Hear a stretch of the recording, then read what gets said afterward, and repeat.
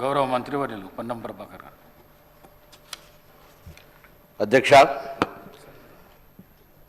ఈరోజు ఇప్పుడే గౌరవ ముఖ్యమంత్రి గారు ప్రవేశపెట్టినటువంటి ఈ యొక్క నివేదిక, నిర్ణయం నుంచి నివేదిక 4వ తారీఖు ఫిబ్రవరి 2024 నాడు క్యాబినెట్ నిర్ణయం తీసుకుంటే, తిరిగి 4వ తారీఖు ఫిబ్రవరి 25 నాడు శాసనసభలో నివేదిక రూపంలో ప్రవేశపెట్టినటువంటి ప్రభుత్వం, దీనికి సంబంధించి సహకరించిన ప్రతి ఒక్కరికి కూడా, ఎందుకంటే నిర్ణయం తీసుకొని కార్యక్రమం క్షేత్రస్థాయి దాకా పోయి పర్యవేక్షణ చేస్తూ అనేక రకాలుగా ఒడుదుడుకులు ఎదుర్కొంటూ ఈ కార్యక్రమం కొనసాగింది. అధ్యక్ష, ఇప్పుడే గౌరవ ముఖ్యమంత్రి గారు చెప్పిన ఈ కార్యక్రమం 1931 స్వాతంత్రంకు ముందు ఇటువంటి సమాచారాన్ని సేకరణ జరిగితే దాని తదుపరి ఏ బలహీన వర్గాలకు సంబంధించిన వాళ్ళు ఉన్నారో వాళ్ళంతా కూడా మేమెంతో మాకంతా ఉండాలి, అసలు సమాచారం అన్ని కులాల లెక్కలేక రకరకాల ప్రభుత్వాల ఇష్టాప్రకారంగా పథకాలు వచ్చేటువంటి. అధ్యక్ష, కానీ ఎప్పుడైతే భారత్ జోడో యాత్రలో రాహుల్ గాంధీ గారు దేశం మొత్తం తిరిగినప్పుడు చాలా వర్గాలకు అసలు ప్రాతినిధ్యమే లేదు,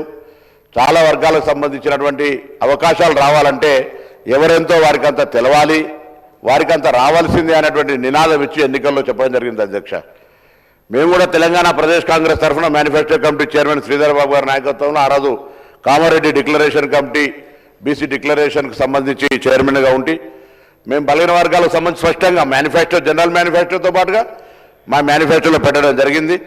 ఈ కుల సర్వేకు సంబంధించి మా ప్రభుత్వం కట్టుబడి ఉందని చెప్పిన. అధ్యక్ష, 4వ తారీఖు నాడు క్యాబినెట్ అయింది.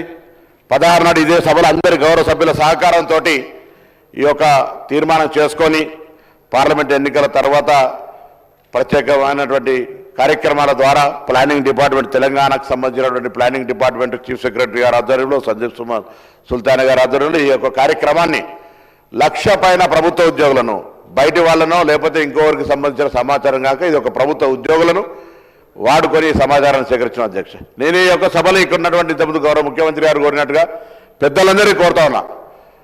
1931 నుంచి సమాచారం లేదు, ఇలా సమాచారం వచ్చింది.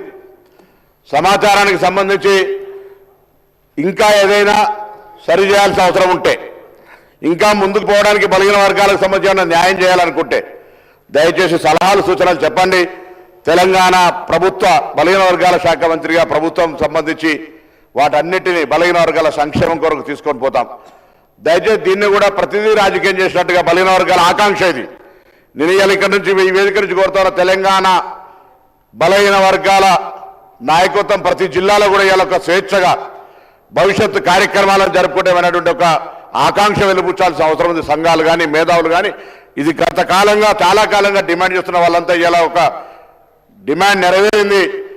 సభలో చట్టబద్ధత ద్వారా లేకపోతే ఆ తీర్మానం చేసినా కూడా అడిగినారు ఏం చట్టబద్ధత ఇలా కార్యక్రమం నిర్వహించుకొని ముందుకు వచ్చిన సందర్భంగా మేము ఒకటే అడుగుతాను, అందరూ కూడా దయచేసి ఈ యొక్క జనాభా వచ్చినటువంటి సమాచారాన్ని తీసుకొని భవిష్యత్తులో ఆయా వర్గాలకు ఎటువంటి న్యాయం చేయాలి, ఏం జరగడానికో ముందుకు తీసుకొని పోదాం. ఇవాళ చాలా మంది అంటారు, ఇవాళ చాలా బలహీన వర్గాలకు సంబంధించి ఒక మంచి రోజు అంటారు. ఈ రోజు నుంచి ప్రారంభమైంది శకం భవిష్యత్తు వాళ్ళ అభ్యున్నతికి సంబంధించి.